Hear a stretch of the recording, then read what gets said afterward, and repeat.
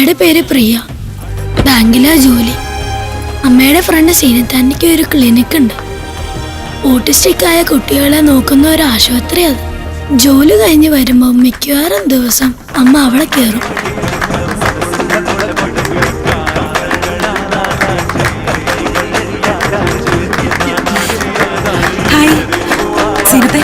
ഞാൻ കുറച്ച് വൈകി വരാം. ഭാസ്കരൻ വന്നല്ലോ അല്ലേ? അവരുടെ മോളും ഞാനും നല്ല ഫ്രണ്ട്സാ.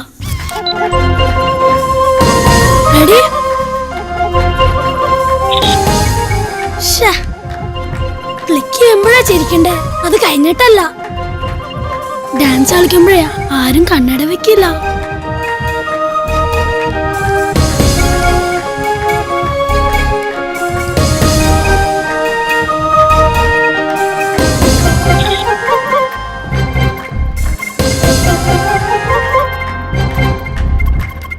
പപ്പയുടെ മോള് നല്ല സുന്ദരി കുട്ടിയായിട്ടുണ്ടല്ലോ.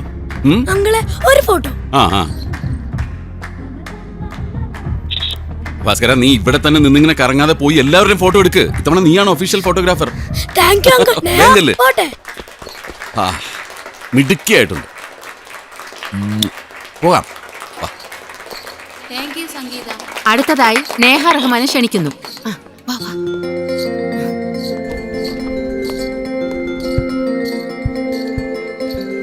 പാട്ട് കേൾക്കുമ്പോൾ മുളു തുടങ്ങിക്കോ. പപ്പ അവിടെ തന്നെ ഉണ്ട്.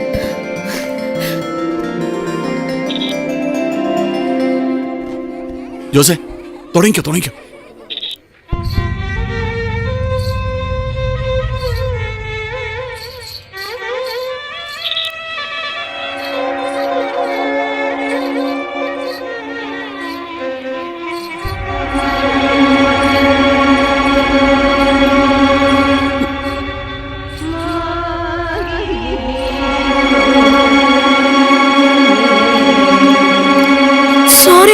അയ്യോ, കൊണ്ടു കൊടുക്ക്. സോറി നയ, ഞാൻ ഓർത്തില്ല.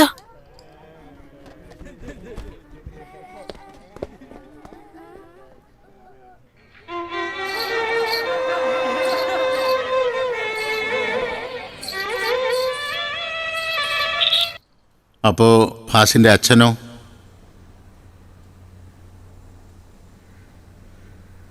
അച്ഛൻ STC 13/2012 പാറക്കുളങ്ങര ഗോവിന്ദപ്പണിക്കർ മകൻ സത്യനാഥൻ, സ്കൂൾ മാഷ്, 40 വയസ്സ്. സത്യനാഥൻ. അതെ, ഒരു ലേശം വഴി. ഓ, ന്യൂ ജനറേഷൻ. ഒരു ഓൾഡ് അങ്ങോട്ട് പൊക്കോട്ടെ.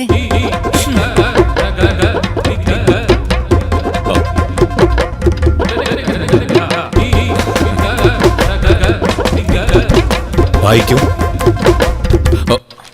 2012 ഡിസംബർ 22 വെള്ളിയാഴ്ച രാത്രി പുതിയേടത്ത് സത്യനാഥൻ എന്ന ടീ പ്രതി അമിതമായി മദ്യപിച്ച് റോഡിലൂടെ നടക്കുകയും അശ്ലീല ഗാനങ്ങൾ ഉച്ചത്തിൽ പാടി വഴിയാത്രക്കാരെ ശല്യപ്പെടുത്തുകയും ചെയ്തു. ടിയാൻ അധ്യാപകനാണെന്ന് മനസ്സിലാക്കിയ പോലീസുകാർ ടിയാനെ സുരക്ഷിതമായി വീട്ടിലെത്തിക്കാൻ ശ്രമിച്ചപ്പോൾ ടിയാൻ അവരോടും തട്ടിക്കയറുകയും രാത്രി നേരത്ത് വഴിയിൽ അരാജകാവസ്ഥ സൃഷ്ടിക്കാൻ ശ്രമിക്കുകയും ചെയ്തു. ഈ പറഞ്ഞ കുറ്റങ്ങൾ ചെയ്തതാണോ? മാഷ് ഏത് സ്കൂളിലാണ് പഠിപ്പിക്കുന്നത്? Vivekodayam higher secondary schools. സ്കൂളിന്റെ പേരിൽ വിവേകമുണ്ട്, പക്ഷെ മാഷ്ക്ക് അതില്ലല്ലോ. ഏത് പാട്ടാ മാഷ് പാടിയത്? അത്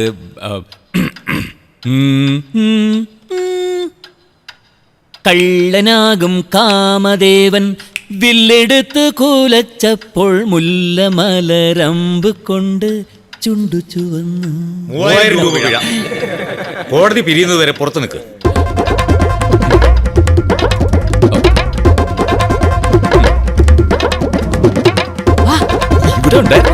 ഈ പഴയം തടവും അച്ഛൻ ആദ്യത്തെ സംഭവമല്ല.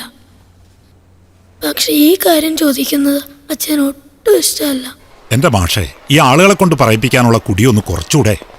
രാജേന്ദ്ര മാസ്റ്റർ ഉച്ചയ്ക്ക് ക്ലാസ് ഇല്ലേ? ചെല്ല്.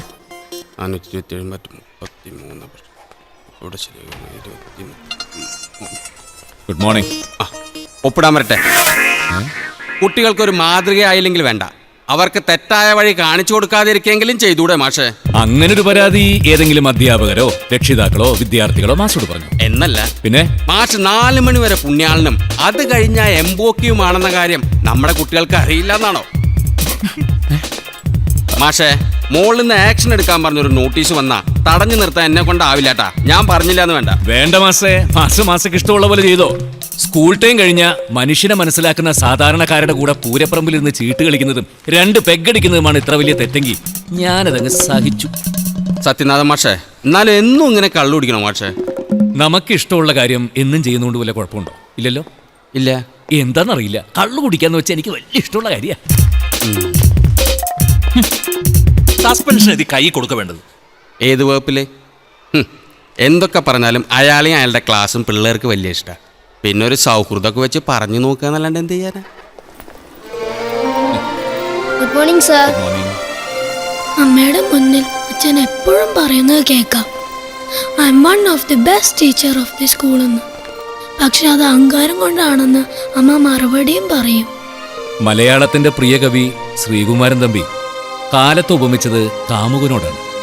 കേട്ടിട്ടില്ലേ? കാലമൊരജ്ഞാത കാമുകൻ, ജീവിതമോ പ്രിയ കാമുകി, കനവുകൾ നൽകും കണ്ണീര് നൽകും, വാരിപ്പുണരും വലിച്ചെറിയും. ഇന്ന് വരെ ഒരു കാമുകനും കാമുകിയെ മനസ്സിലാക്കാൻ കഴിഞ്ഞിട്ടില്ല. അതേപോലെ തന്നെയാണ് കാമുകിക്ക് കാമുകനെ. കാലവും അതുപോലെ. അതുകൊണ്ടാണ് പ്രേമവും കാലവും ഒരു പ്രഹേളികയാണെന്ന് പറയുന്നത്.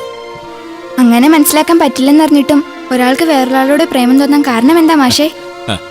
അത് തലച്ചോറിൽ ഫിനൈലെത്തലാമിൻ എന്ന് പറഞ്ഞ രാസവസ്തു ഉൽപ്പാദിപ്പിക്കപ്പെടുന്നുണ്ട്.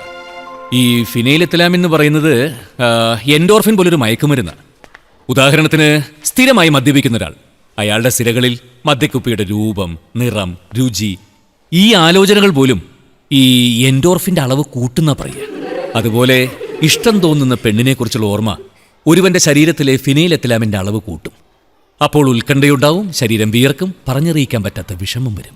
അതുകൊണ്ടാണ് യൂസഫലി കച്ചേരി പേരറിയാത്തൊരു നൊമ്പരത്തെ പ്രേമമെന്നാരോ വിളിച്ചു എന്ന് പാടിയത്. ഒമർഗയം പാടിയതും കേട്ടിട്ടില്ലേ? സ്കൂളിൽ അച്ഛൻ നല്ല മാഷ തന്നെയായിരുന്നു. പക്ഷെ എനിക്കതിന്റെ ഗുണമൊന്നും കിട്ടിയില്ല.